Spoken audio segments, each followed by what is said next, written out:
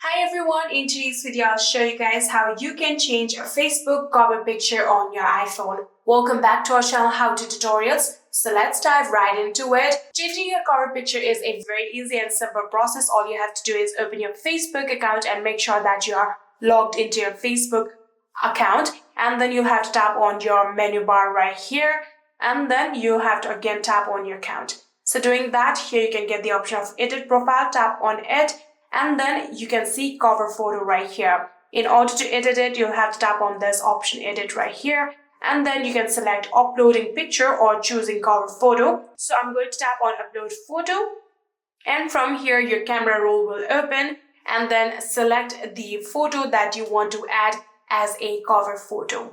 So you can also choose a video if you want, but for now I'm simply going to choose the image and then tap on done.